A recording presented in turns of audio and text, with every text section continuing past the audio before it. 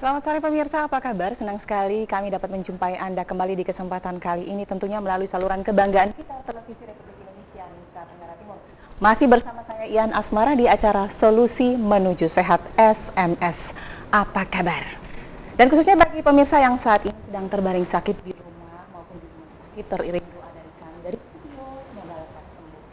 Dan pemirsa, kita kalau berbicara tentang kesehatan, kita pasti inti-intinya udah parno.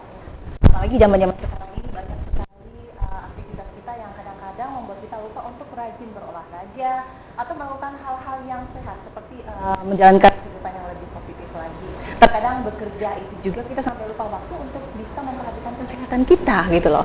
Kemudian makanan-makanan yang kita makan juga kadang-kadang kita lebih suka yang instan atau yang biasanya itu dalam kalengan dan lain sebagainya. Tidak tahukah itu juga kadang-kadang membuat lebih berbahaya lagi.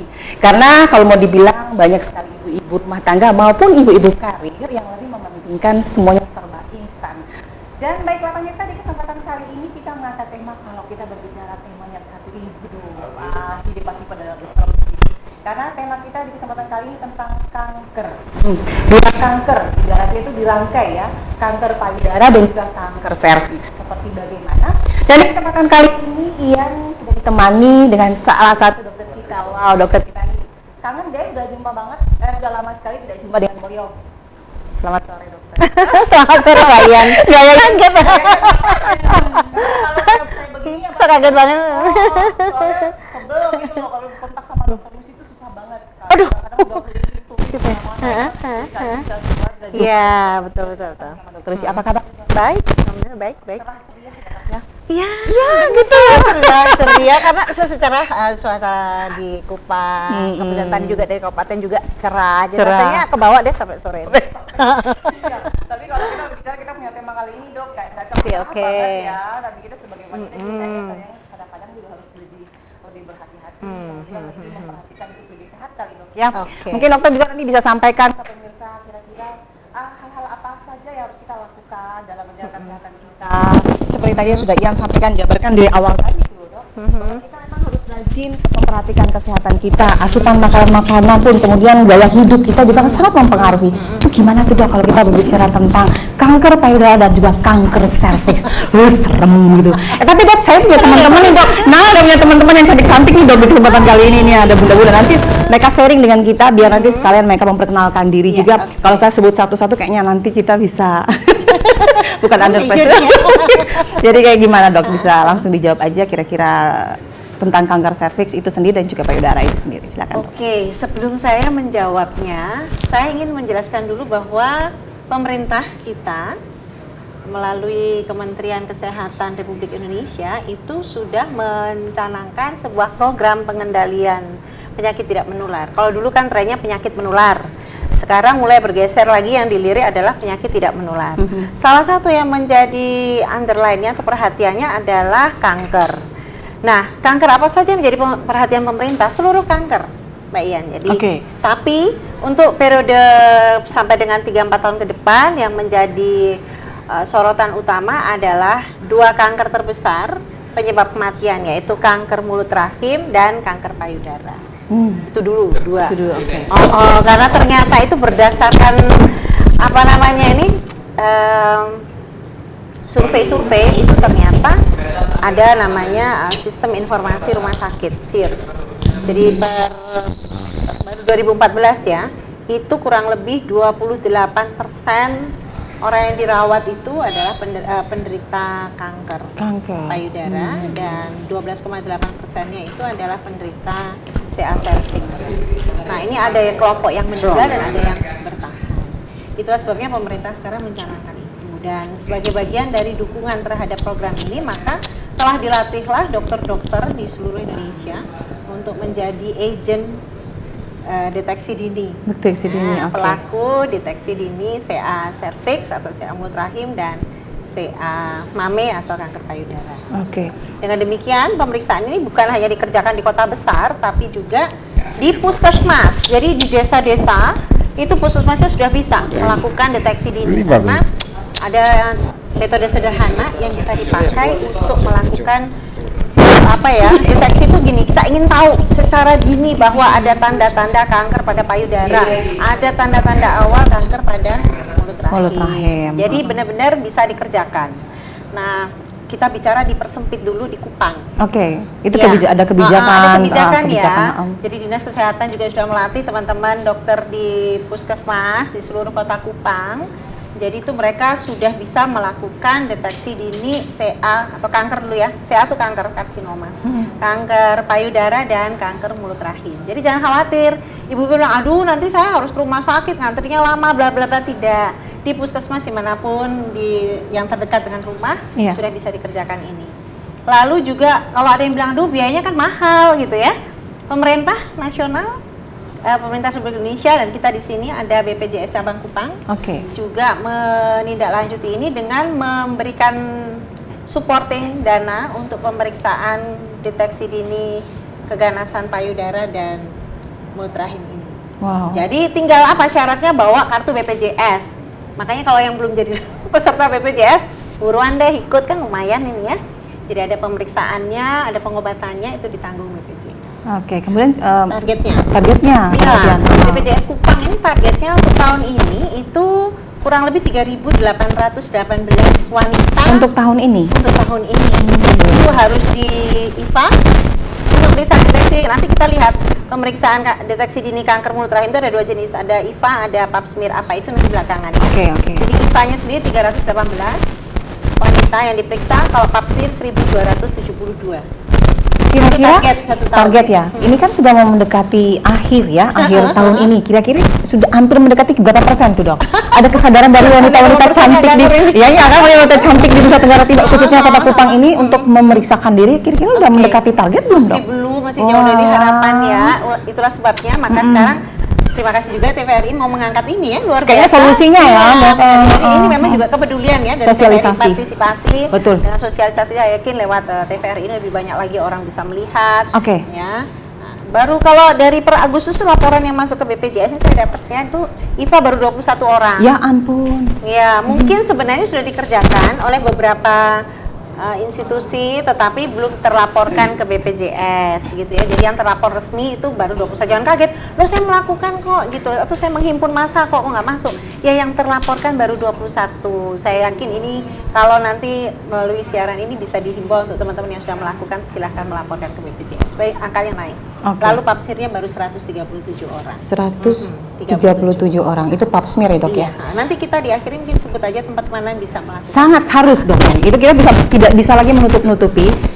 Kita tidak bisa lagi menutup-nutupi, apalagi seperti sudah disampaikan oleh dokter tadi bahwa seperti tadi dokter sudah sampaikan bahwa itu hanya baru 21 orang. Bayangin, itu sangat kecil sekali dan mungkin itu memerlukan kesadaran bagi kita sendiri, khususnya bagi wanita untuk bisa ibaratnya ikhlas dan juga tidak malu untuk mengunjungi. Contohnya seperti tadi disampaikan oleh dokter Yusi, mungkin puskesmas atau mungkin apa nanti dan disampaikan oleh dokter Yusi di akhir acara kita atau mungkin di pertengahan nanti.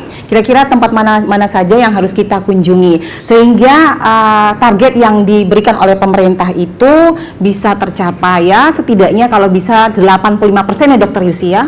Kalau bisa 85% gitu dokter ya. 80%. Soalnya ini kan sudah mau di ending ini dokter. Di akhir 2015 ini baru 21 orang. Aduh, sangat-sangat IFA ini padahal penting sekali, Dok ya. Tapi nanti dokter akan sampaikan kira-kira IFA itu mencakup apa-apa aja. Kemudian pap smear itu mencakup apa-apa aja. Cuman pap smear lumayan ya, 137 orang. Itu lumayan. 137 dari 1272. Dari 1000. Itu kira-kira mungkin apakah karena kurang sosialisasi kah atau mungkin karena mungkin belum ada keberanian kah, takutnya nanti kalau saya pas periksa saya sudah di stadium 1 atau stadium 2, macam-macam pikiran seperti itu ya. Jadi polemik jadinya, Dok. Jadi gimana kira-kira dokter, ini kesempatan dokter, silahkan saya berikan. Ya, karena ini juga amanah dan amal itu dokter, mengajak ke keselamatan kesehatan juga, silakan dokter. Sebenarnya kalau sosialisasi itu sudah gencar dilakukan. Gitu ya, Dok ya. Baik itu dari teman-teman di puskesmas, kemudian juga teman dari laboratorium, ada yang mendatangi institusi, ada yang mendatangi SKPD sudah. Tetapi sebagian besar ibu-ibu itu masih merasa malu ya gitu. Aduh, kok saya jadi posisi tidurnya kan litotomi itu agak mohon maaf kurang sopan kali ya, agak mekangkang gitu. Lalu dilihat orang, jadi lebih besar rasa malunya begitu. Akhirnya walaupun sudah tersosialisasi masih banyak yang belum memberanikan diri untuk datang ke fasilitas kesehatan yang menyediakan jasa pemeriksaan, gitu loh. Kalau di tempat praktek sendiri kadang-kadang kalau pada saat proses anamnesis tanya jawab ada kemungkinan itu, saya minta datang dengan suami, edukasi, setengahnya agak maksa gitu, dengan jelaskan, akhirnya mau. Ya kebetulan kalau di tempat praktek sih bukan yang muda-muda ya, kalau yang muda-muda itu biasanya di IVA tuh negatif. Oh, gitu. Tapi yang lansia ini biasanya yang sudah menopause, malah yang ketemu jarang yang IVA positif. Jadi kita tuh kan ada IVA positif, ada perselubungan putih. Ini rata-rata begitu kita buka, belum gitu sudah gambaran CA, gitu.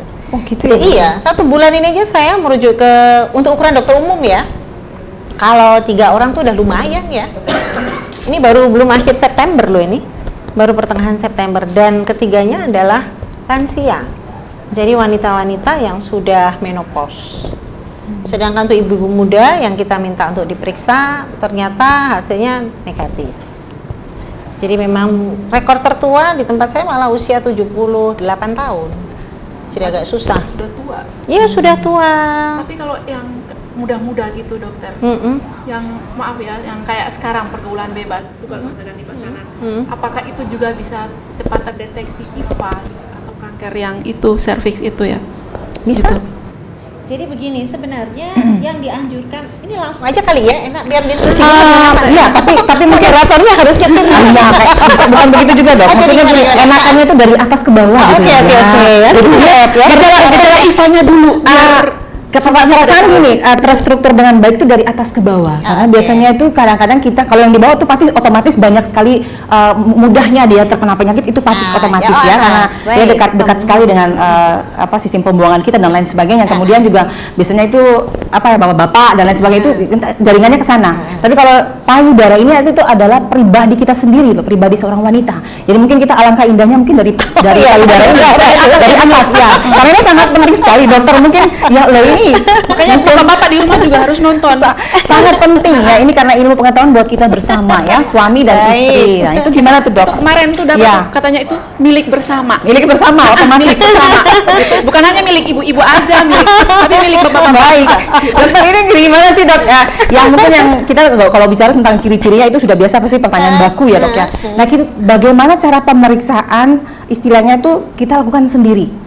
Kita lakukan sendiri di kamar kita sendiri di saat bagaimana dan pasnya seperti apa kita bisa mengetahui kalau di sini kayaknya ada benjolan deh. Di payudara kita tuh kayak sebelah sini ada benjolan dan lain sebagainya. Itu bagaimana caranya dok supaya kita tuh bisa antisipasi segera, bisa memberitakan ke suami kita bahwa aduh mas kayaknya saya udah punya kayak gini-gini deh. Jadi mungkin ada follow up dari beliau dan mungkin kita bisa segera langsung ke dokter Yusi gitu kan. Dokter Yusinya jelaskan, terus yang nonton di rumah juga langsung praktek. Itu gimana tuh dok? Iya. Jadi sesuai dengan permintaan.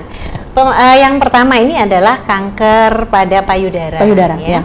Yang pertama perlu kita ketahui bahwa kanker payudara itu erat kaitannya dengan genetika. Iya, betul. Jadi pada umumnya kanker genetika. payudara itu diturunkan pada umumnya. Nah, karena ada kode genetik namanya. Ada kode genetik yang itu bisa diturunkan dari garis keturunan ibu. Jadi kalau misalnya nenek buyutnya ada yang menderita kanker payudara, meski neneknya tidak, tapi mungkin ibunya kena, mungkin tante sekandung ibunya ada yang kena, buyutnya sekali. Ya, pokoknya garis keturunan wanita ini diturunkan sifatnya. Dengan demikian, maka karena adanya faktor keturunan itu, maka faktor resiko untuk kanker payudara juga harus sangat diperhatikan. Karena misalnya sudah secara genetika saya punya turunan, jadi faktor-faktor risiko apa aja sih yang harus diperhatikan sekali? Yang pertama adalah pola hidup, pola makan, yang jelas ya. Otomatis.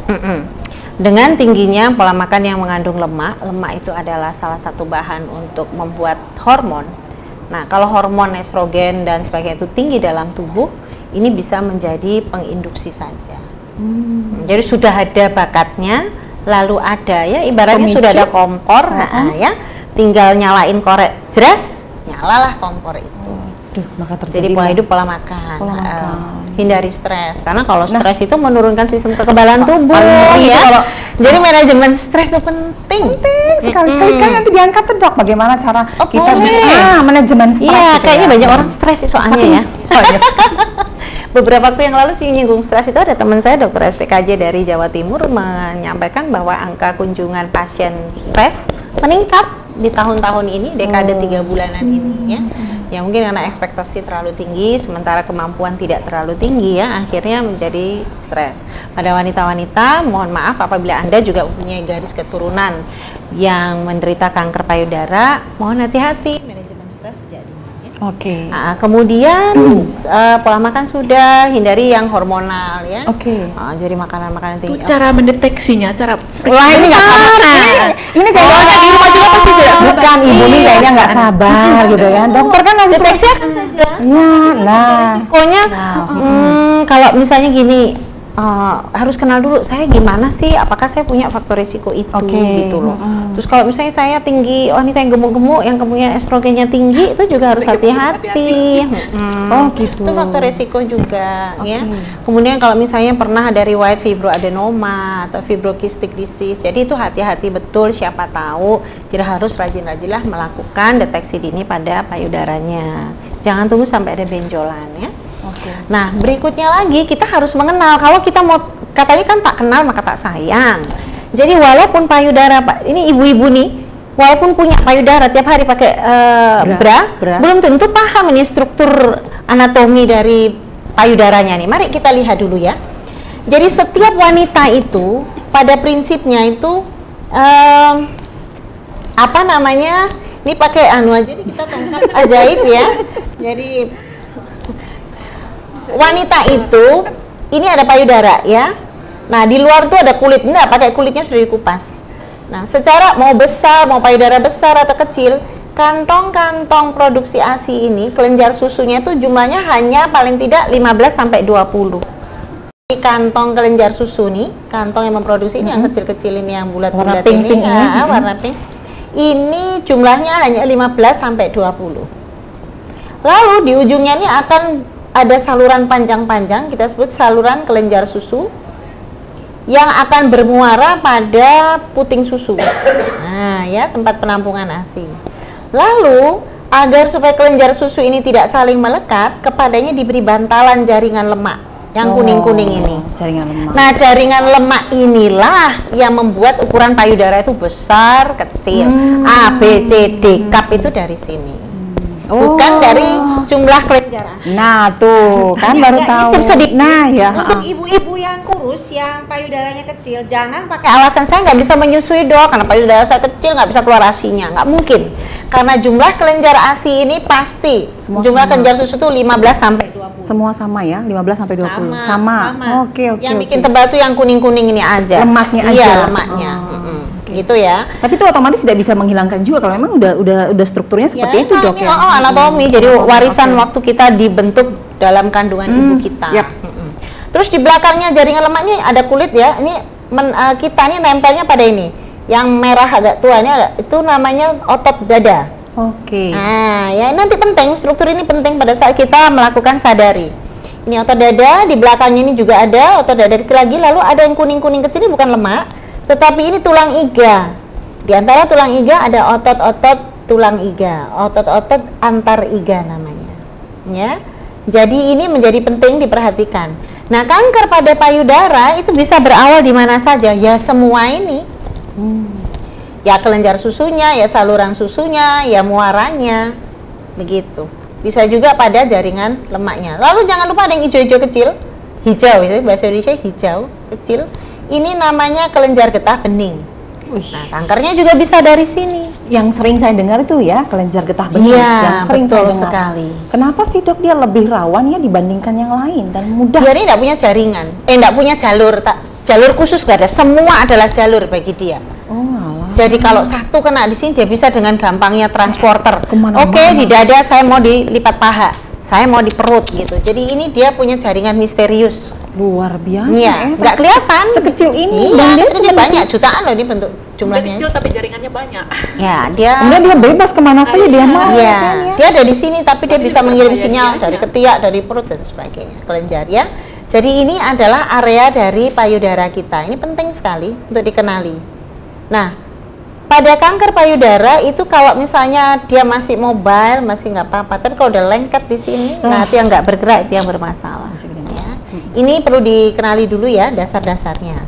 Lalu bagaimana sebenarnya kita melakukan deteksi ini? Cara mendeteksinya ada dua.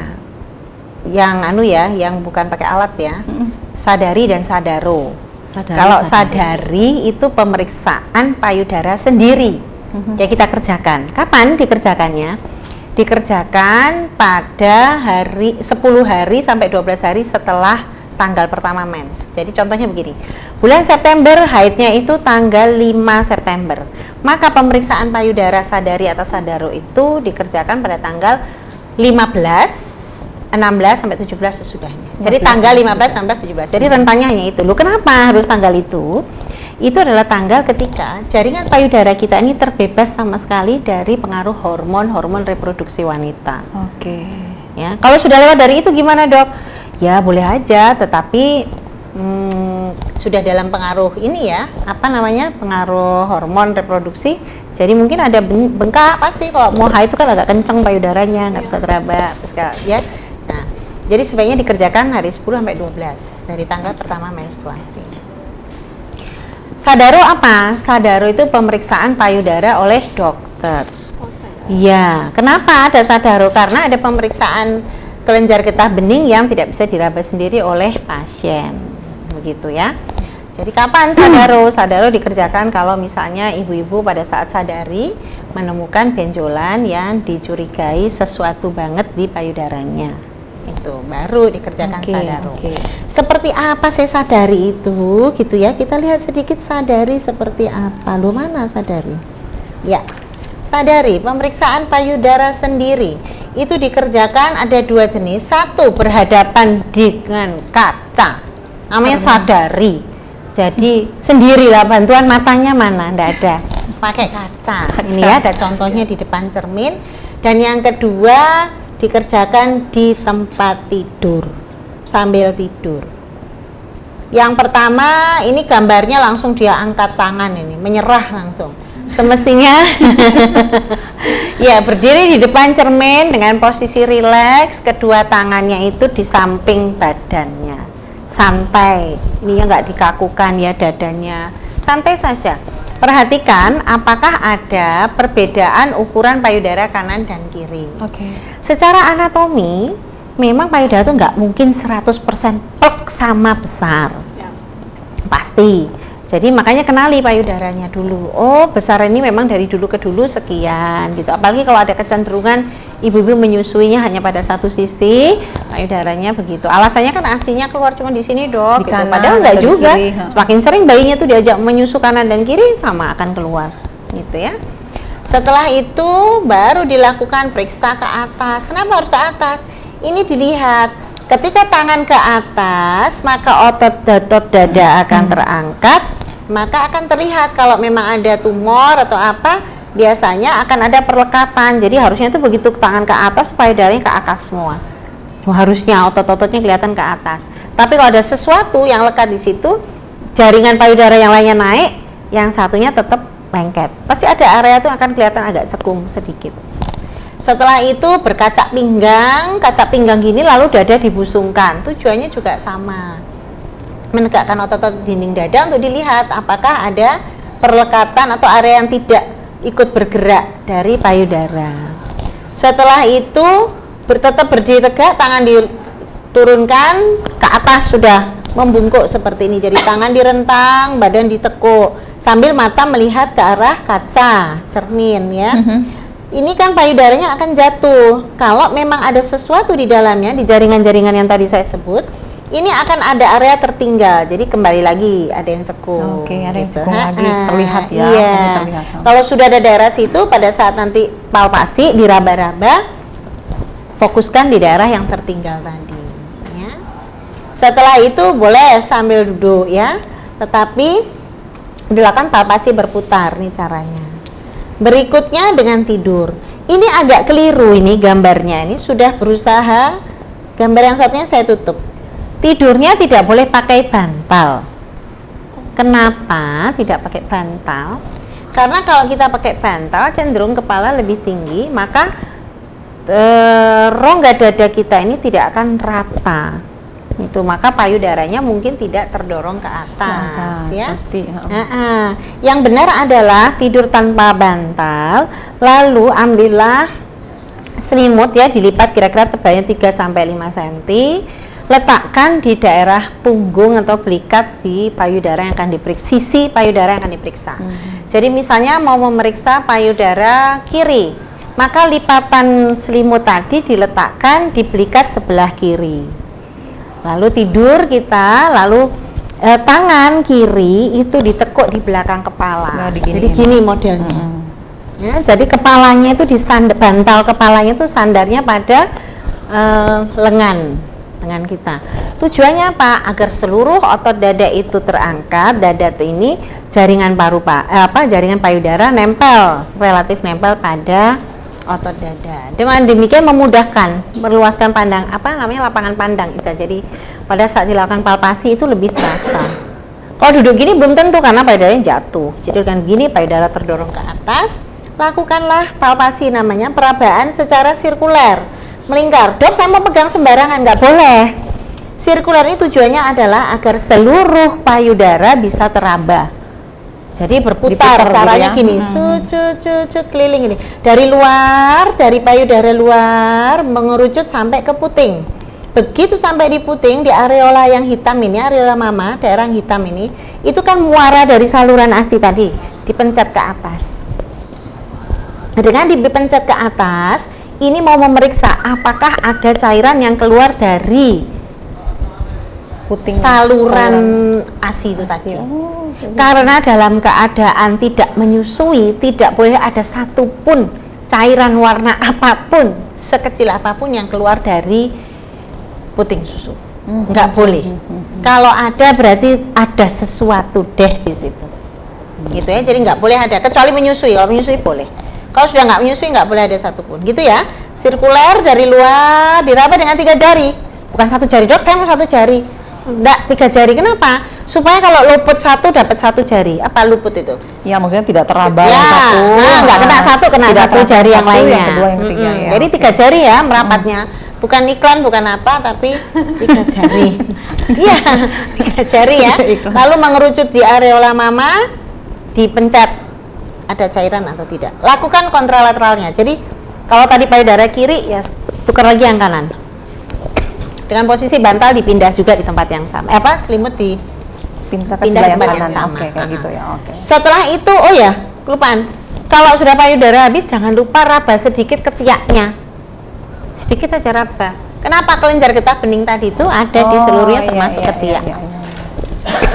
Diraba ada benjolan enggak di ketiak. Apapun yang Anda temukan, laporkanlah kepada dokter. Dalam keadaan normal tidak teraba apapun juga. Gitu ya. Ini sadari. Kalau sadaro sedikit berbeda. Setelah begini nanti pasien dipersilahkan duduk, tangannya ditumpangkan pada, jadi gini, tangan dari yang mau diperiksa nih, jadi tangan mau periksa payudara kanan ya sisi kanan, tangan kanannya pasien ditumpangkan di tangan kiri dokter, lalu kita meraba palpasi kelenjar getah beningnya. Ada sedikit beda. Sadaro sekalian diperiksa kelenjar getah bening di area leher. Itu aja. Oke, gitu ya. Ya, ini untuk payudara. Jangan pernah menunggu sampai ada benjolan besar.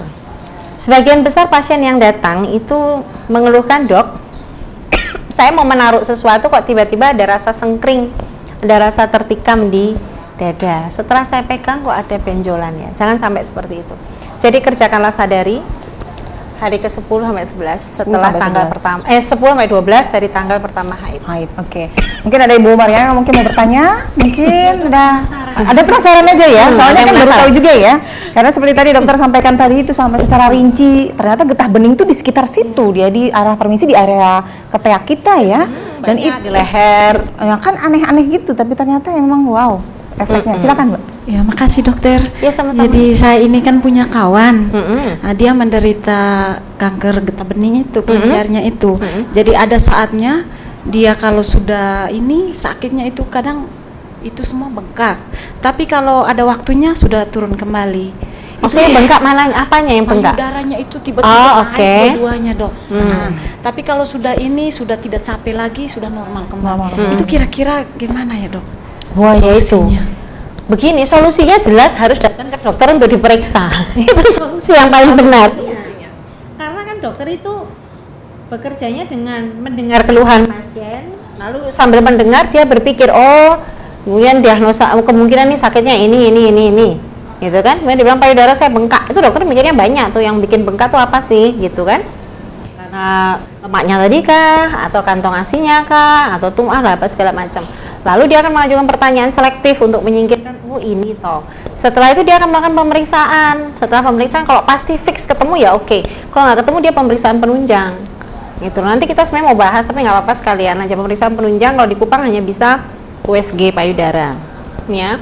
Kalau di tempat lain ada mamografi. Khusus itu alat sebenarnya kayak USG juga tapi untuk payudara khusus. Tapi kita nggak ada jadi kita pakai USG biasa untuk payudara dilihat gitu ya. Itu caranya.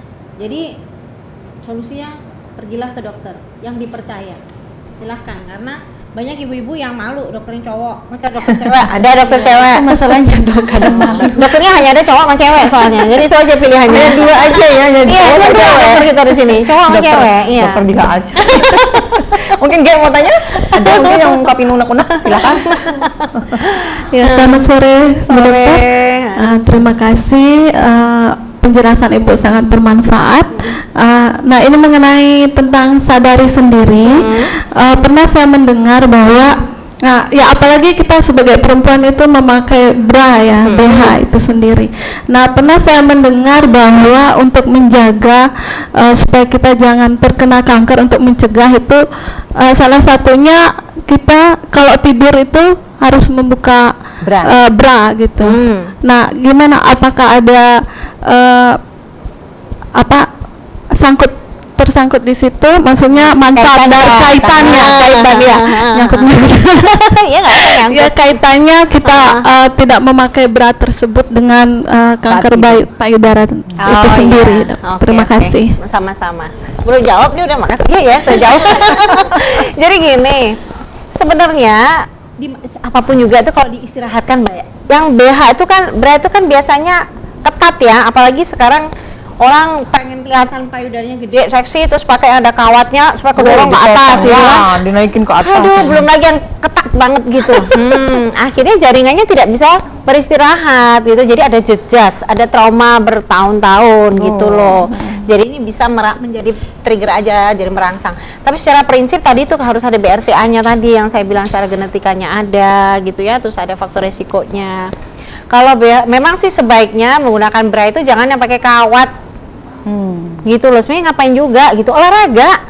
Jadi saya nggak tahu ada pak kalau senam di sini kan ada tuh senam bagaimana untuk mengangkat senam ya kan?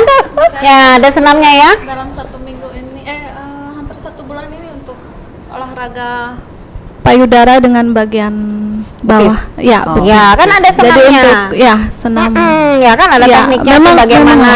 memang banyak mengaktifkan. manfaatnya. Iya, mending gitu aja. Jadi terus kalau mau pakai bra, mau dilepas bra boleh juga, kan lebih rileks kita kalau nggak pakai bra. Waduh, Ya pada nafas saat sesak tidur gitu kalau tidur terus pakai bra gitu ya. Ya, itu sebenarnya perasaan aja sih. Ada juga orang nggak apa-apa pakai bra-bra aja nggak masalah. Makanya tuh kadang-kadang kalau bra yang ke kantor kan beda, bra ke pesta beda, ya iya, kan? Bra di rumah beda, bra bobo juga pasti beda. Terus beda, senam juga pasti beda. Iya benar. Oh iya benar, kalau Nggak bisa senam sama. jangan lupa ya pakai yang talinya lebih tebal Ya, ya. benar. Itu jangan yang kecil-kecil cantik-cantik lingerie itu jangan. Berarti bapak-bapak kalau dengar di rumah tuh stres ya. Oh, Berarti pengeluaran itu tetap bapaknya.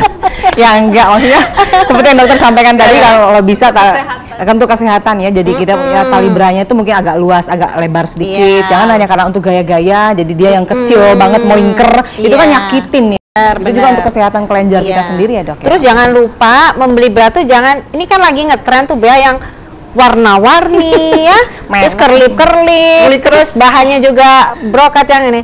Carilah underwear itu ya, mulai dari bra sampai celana dalam tuh yang menyerap keringat, jadi ada Iya. campuran cottonnya sama polyesternya berimbang, Jadi lembut dan mudah menyerap keringat gitu. Jadi kalau misalnya ini kan area dada tuh area yang banyak juga kelenjar-kelenjar keringatnya, Keringat, ya. bau pula kan. Jadi kalau kita pakai pakaian dalam itu yang tidak menyerap keringat, justru banyak keringat situ, lembab, debu-debu masuk, ya udah deh. Akhirnya sekunder infeksi yang nggak penting-penting. Banyak gadis-gadis datang dengan mastitis, jamuran di bawah payudaranya. Sering ada gitu ya karena ada. Ini kita jauh ya daripada kita intensitas Satu hari itu nggak ganti. Ya ampun. Iya, jadi jangan. Jadi usahakan kalau anak-anak yang pulang sekolah setengah jam itu mandi dah, terus gantilah beras sama underwearnya gitu. Tetap harus ada. Itu nanti bicara higiene sanitasi, iya, betul. PHBS, salah satunya itu. Mungkin Mbak Ermi, sebelum kita lanjut ke sedikit ke serviksnya sedikit ya. Ini ya dokter ya menarik ya dok, tentang itu faktor genetika ya. Misalnya ada satu keturunan yang dia tidak tahu, dalam satu keluarga itu dia tidak tahu kalau keturunannya ada yang kena kanker payudara. Dia tidak tahu ya dokter ya. Ini mungkin dia baru dapat info mungkin ya. Terus setelah dia itu mungkin periksa gitu, dia akan menyusui. Ini pengalaman teman saya ya, dia menyusui sebelahnya tidak keluar air. Setelah itu anaknya sudah 2 tahun lebih, dia tidak menyusui lagi, baru muncul sebelahnya yang tadi tidak menyusui keluar air, itu baru keluar air. Itu apakah sudah terkena gejala atau baru mau? Enggak, tapi sekarang temannya apakah emang positif terkena? Ini kemarin kan bisa sama-sama kan? Oh, kita kan kemarin ada acara apa pemeriksaan payudara sama pap smear tes IVA di Pertamina kan kerjasama sama Prodia. Itu ada beberapa ibu-ibu tuh yang langsung positif, gitu. Yang sebelumnya itu mereka cuman ini sebelah memang itu tidak keluar air, jadi cuman sebelah saja gitu. Nah waktu diperiksa itu terdeteksilah yang sebelahnya itu keluar air, karena selama ini dia tidak terpencet kan, jadi dia tidak terasa kalau keluar air. Nah setelah diperiksa itu kan dokternya itu kan baru keluar air, di situ baru terdeteksi, baru tahu. Nah ini belum tahu itu sudah parah, itu sudah masuk stadium apa begitu. Aduh. Nah itu bagaimana caranya dokter ya? Karena kemarin itu pemeriksaan itu saya tidak terlalu mengikuti sudah karena bagian itu. Kayaknya jadi serem gitu dia. Harus biar di rumah juga tahu. Jadi kan? serem gitu ya dok ya. Aduh kalau sudah kena begitu bagaimana dok? Please help me, obatnya apa? Itu tadi makanya kan CA-MAME itu menurut sistem informasi rumah sakit tadi kan 28,7% Indonesia. Jadi artinya begini. Makanya deteksi dini itu sangat penting ya. Kalau memang yang kemarin tuh hasilnya suspek, jadi curiga ada benjolan di payudara, tumor ganas, jinak, berarti harus dilanjutkan. Jadi jangan hanya berhenti, oh kemarin deteksinya begini, selesai, tidak. Jadi harus terus ada pemeriksaan lanjutannya, pemeriksaan USG MAME misalnya untuk mengetahui stagingnya. Kalau di Kupang hanya taunya itu aja. Karena kalau BRCA itu di Indonesia belum bisa. Jadi bisanya di Singapura, negara terdekat. Jadi untuk mengetahui garis keturunan kita tuh ada enggak gitu ya. Doakan moga-moga bisa lah semahal apapun kalau terjangkau kalau bisa ada di sini Indonesia kan ya. Jadi itu aja yang dikerjakan. Jadi jangan berhenti. Oh iya kemarin terdeteksi curiga, udah stop aja, jangan. Harus dikejar langsung. Kemarin nama dokter siapa? Oh sama dokter ini. Udah datang aja ngikut ke dokter itu gitu. Lalu diapakan gitu. Nanti bisa. Misalnya hanya diambil sebagian kah, ambil separuh kah, ambil semuanya kah, habis gitu terus mau di sinar kayak disuntik obat anti kanker kayak gitu. Ya diikutin aja. Kita ini pemerintah itu kan ada pencegahan tersier nih, pencegahan yang jadi tadi kan saya lupa jelasin primer, sekunder, tersier, saking semuanya bersemangat ya. Jadi yang tersier itu kayak gini nih, kita ngomong-ngomong kayak gini nih ya, kita ngomong edukasi, informasi gitu ya. Terus kemudian mengajarkan tentang faktor-faktor risiko kepada masyarakat. Yang pencegahan sekunder ya ini nanti pemeriksaan deteksi dini dan sebagainya. Yang tersiernya itu adalah pengobatan paliatif sama yang terakhir membentuk kelompok survivor CA. Jadi untuk orang-orang yang sudah berhasil mengatasi kankernya dan bertahan hidup, itu dijadikan satu grup kecil. Nah mereka ini yang menjadi peer, menjadi pendamping bagi orang-orang dan menjadi juru kampanye bagi wanita-wanita di sekelilingnya. Nah seperti tadi itu yang curiga tadi itu jangan berhenti, lanjut aja gitu. Kalau malu cari kelompok dampingan ada namanya kelompok survivor itu tadi, dibentuklah, kita sudah ada di Rumah Sakit Wisnu Yohanes itu ada kelompok-kelompok yang survive, bertahan melawan kanker. Jangan berhenti. Nah ini dok, ini kalau mungkin ini kita hanya sekedar ingin tahu ya, kira-kira kalau kanker itu emang terkena pada kelenjarnya, apa maksudnya risikonya lebih tinggi terkena langsung ke kelenjarnya atau ke muaranya? Mana yang lebih tinggi sih, Dok? Semuanya mah beresiko. Langsung berisiko. Pokoknya begitu kanker mah udah dah gitu. Aduh, Dok. Ya emang makanya itu pemerintah mengatakan ayo mari bersama-sama melakukan deteksi dini kanker pada wanita. Udah pernah ini Mbak Maria udah pernah udah ya? Ya. Gak sendiri udah. Lo berarti saya sendiri. Please. Jadi moga-moga habis ini ya. Ampun Tuhan. Itu orang dokter Yusi aja ya kalau Ya, gitu. boleh emang nggak? Silakan. Keringatan langsung, Dok. Kalau ngomong Jadi gini, ya. Jadi gini. Paketnya nih ntar dulu ya, sebelum lanjut ke Iva, ini sudah ada sambungannya. Paket pemeriksaannya tuh gini, ada 2 ya. Satu kali datang, itu namanya deteksi dini kanker payudara dan mulut rahim. Jadi nggak ada namanya, saya ke tempat ini itu diperiksa Iva doang, atau ke sini diperiksa Pap smear doang. Nggak boleh. Dua-duanya harus dikerjakan. Mau di laboratorium swasta yang berjejaring, atau mau di puskesmas berjejaring, atau mau di klinik berjejaring, atau dokter praktek swasta berjejaring, semuanya 2 ini wajib dikerjakan dalam satu kaligus. Jadi sebelum dilakukan pemeriksaan ada dokter menjelaskan, pakai alat bantu gini boleh. Kemudian kalau enggak pakai laptop terserah. Terus habis itu pasiennya diajak diperiksa payudara dulu, setelah itu baru di IVA atau di Pap smear. Seperti itu paketnya, itu begitu. Nggak ada paketnya tuh hanya IVA saja atau Pap smear. Kalau seperti itu laporkan aja. Nggak boleh karena itu dua-duanya harus berjalan ya. Sekali Harus jalan, dua-dua. Jadi jalan. satu kali itu deteksinya dua-dua. Kenapa? Karena ada kanker itu begini, ada yang tunggal. Jadi kanker payudara saja atau kanker mulut rahim saja. Tapi ada juga kanker payudara dan begitu. Dua-duanya wajib begitu loh.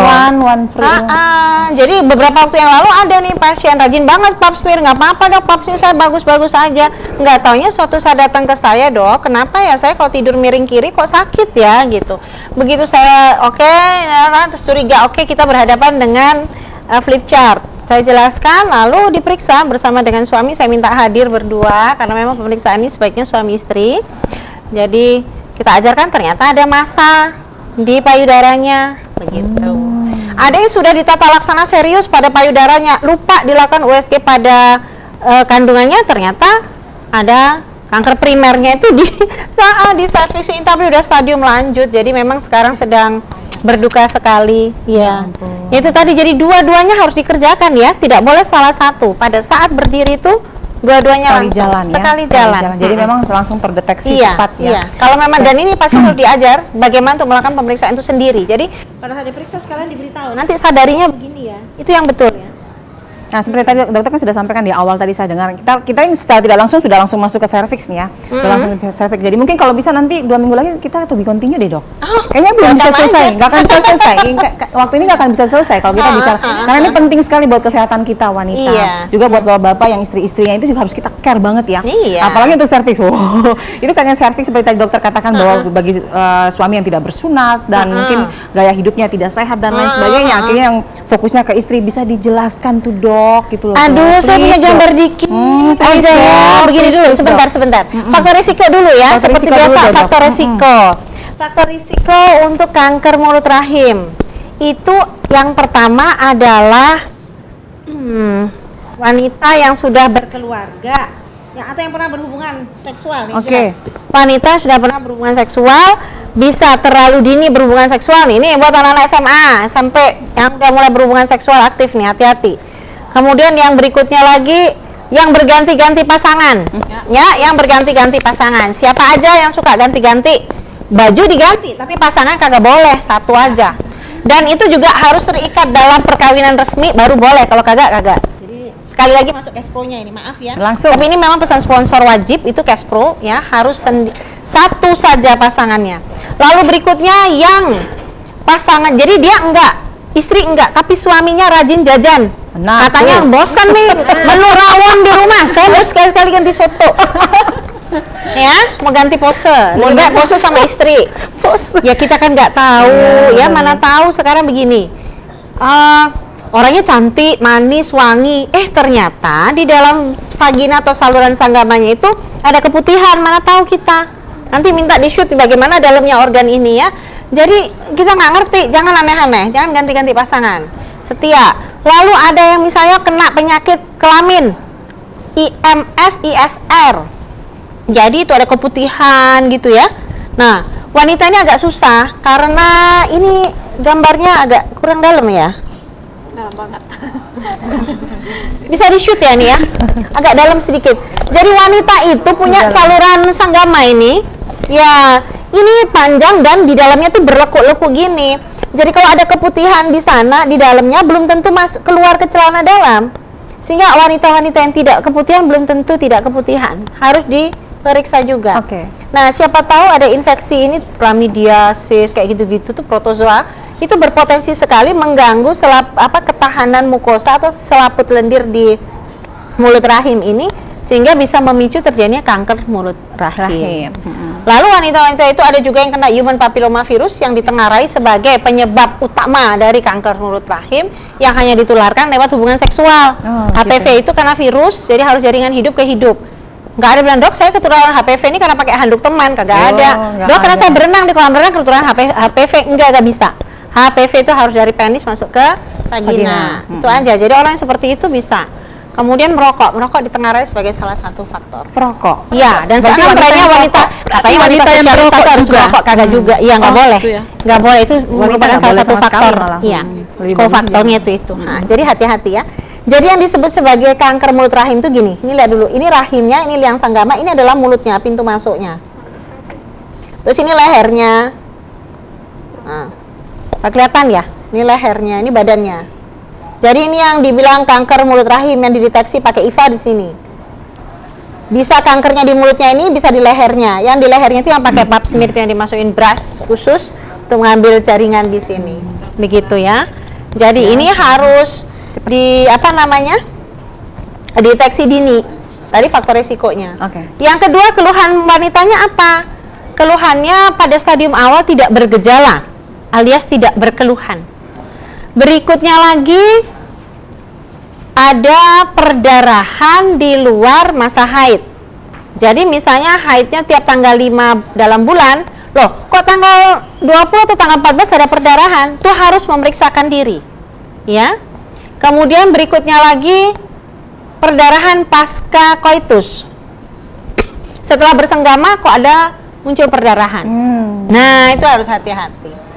Ada keputihan-keputihan ya, kemudian ada bau yang tidak sedap, itu mohon segera dilakukan pemeriksaan. Jangan bau tidak sedap terus pakai vaginal douche, jadi dibasuh aja vaginanya. Enggak, begitu ada bau yang nggak enak datanglah ke Jadi mungkin ya, saya rasa saya nggak tahu itu be continuing kapan, tapi sampai di sini ada yang mau bertanya boleh. Kalau bisa itu harus disambung dong, karena ini belum bisa tuntas. Ini sama sekali belum bisa tuntas ya kan, kita nggak bisa dapat endingnya ya kan, belum solusinya lagi, belum obatnya kira-kira bagaimana, kemudian yang bagusnya itu seperti apa harus kita melakukan. Seperti tadi kan sudah sindir tentang aksesoris dan lain sebagainya. Itu payudara aja belum selesai, apalagi serviksnya kan.